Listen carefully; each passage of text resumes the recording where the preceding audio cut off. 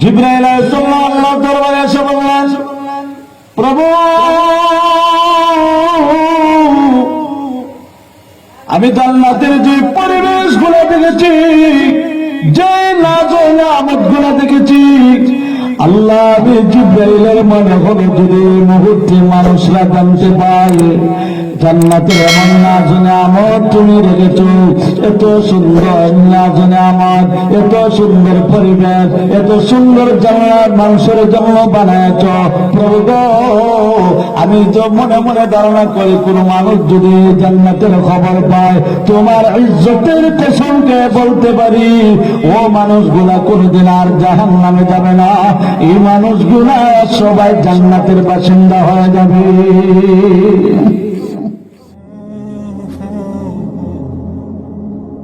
তো আল্লাহ দান করা লাগবে।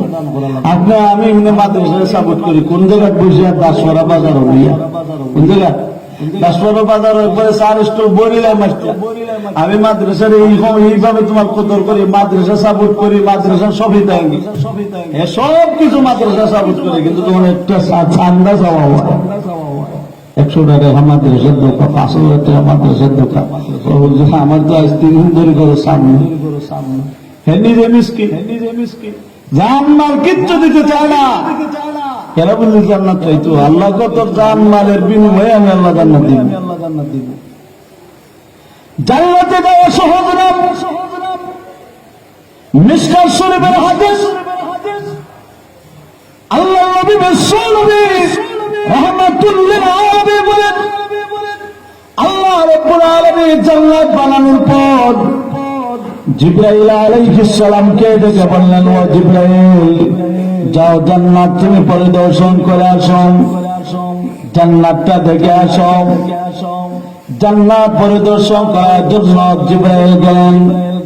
এত সুন্দর নাজুক নিয়ামত, জান্নাতের এত সুন্দর পরিবেশ, জিবরাইল আলাইহিস সালাম জান্নাতের এত নাজুক নিয়ামত সুন্দর পরিবেশ দেখে এত আনন্দিত হয়েছেন, জান্নাতের পরিবেশগুলো দেখিয়া জিবরাইল আলাইহিস সালামের ভিতরটা বড় আনন্দে উল্লাস, বড় আনন্দিত হয়েছেন। মনে মনে ভাবেন যদি এই নওগাঁও এলাকার মানুষেরা এই জান্নাতের খবর যদি কোন ক্ষেত্রে পায়, ও মানুষগুলো কোনদিন আর জাহান্নামী হবে না, জান্নাতের মেহমান হবে, সন্দেহ নাই।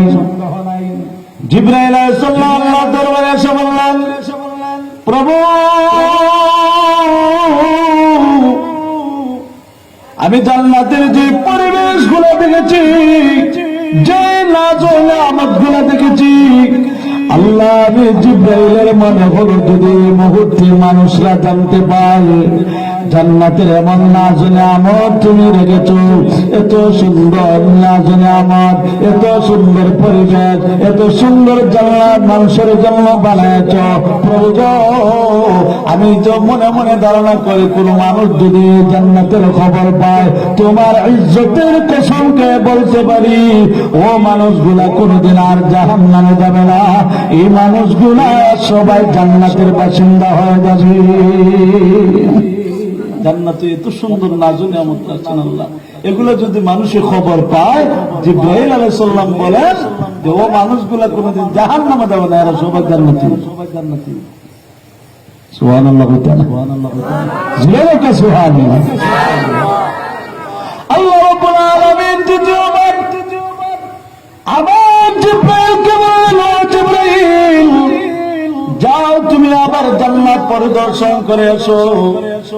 আল্লাহ রাব্বুল আলামিন জিবরাইলকে পাঠানো লাগে, জান্নাতের চতুর্দিকে দুঃখ কষ্ট দিয়ে ঘেরাও করলেন, বেড়ায় রাখছেন। জিবরাইলকে দ্বিতীয়বার, জিবরাইল যাও তুমি দ্বিতীয়বার জান্নাত আবার পরিদর্শন করে আসো, দেখে আসো। জিবরাইল আলাইহিস সালাম গেলেন জান্নাত দ্বিতীয়বার পরিদর্শন করার জন্য। তাকাইয়া দেখেন জিবরাইল চিৎকার দিয়ে বলতে লাগলেন, প্রভু গো এই জান্নাতের খবর যদি মুহূর্তে মানুষ পায় কখনো জান্নাতের মেহমান হবে না। জিবরাইল বলেন, এত কষ্ট করে জান্নাতের ভিতরে আমি ঢুকেছি, চতুর্দিকে আল্লাহ রাব্বুল আলামিন এত দুঃখ কষ্ট দিয়া গাও করে রাখছেন, জান্নাতের ভিতরে ঢোকা যায় না। বহু কষ্ট করে ঢুকলেন, জান্নাতের ভিতরে ঢোকার পর আবার বের হয়ে আসলেন। আচ্ছা, আল্লাহ রাব্বুল আলামিনের দরবারে এসে বললেন, আল্লাহ আজকে তোমার ইজ্জতের কসম খেয়ে বলতে পারি যে কোন মানুষ যদি এই মুহূর্তে জান্নাতের খবর পায়, ও মানুষগুলা কোনদিন আর জান্নাতি হবে না। আগে বললেন যে জান্নাতের খবর পাইলে মানুষ পাগল হয়ে উঠবে, আর এখন আল্লাহ রাব্বুল আলামিনের কাছে কসম খেয়ে বলে, আল্লাহ এই জান্নাতের খবর যদি এই মুহূর্তে পায়, মানুষ জান্নাতি হবে না। জিবরাইল আলাইহিস সালামকে আল্লাহ বললেন, ও জিবরাইল, তুমি না বললে মানুষ পাগল হয়ে ডুববো, তুমি না বললে মানুষ পাগল হয়ে ডুববে, এখন কেন বলো মানুষ জান্নাতে যাইতো না? জিবরাইল আলাইহিস সালাম বললেন, প্রভু আমি আগে তো দেখেছি, প্রথমবার দেখলাম জান্নাতে ঢোকা কত সহজ, নাজ ও নিয়ামত কত সুন্দর। প্রভু গো, দ্বিতীয়বার যখন গিয়েছি, চতুর্দিকে যে দুঃখ কষ্ট গুলা রেখেছ, এই দুঃখ কষ্ট যদি ভোগ করিয়া মানুষ জান্নাতে আসতে হয়, ও মানুষগুলা কোনদিন দুঃখ কষ্টের মধ্যে পড়ার পর এই জান্নাতের কথা স্মরণ লাগবে না গো। এই মানুষগুলা সবাই তুমি আল্লাহকে ভুলে যাবে,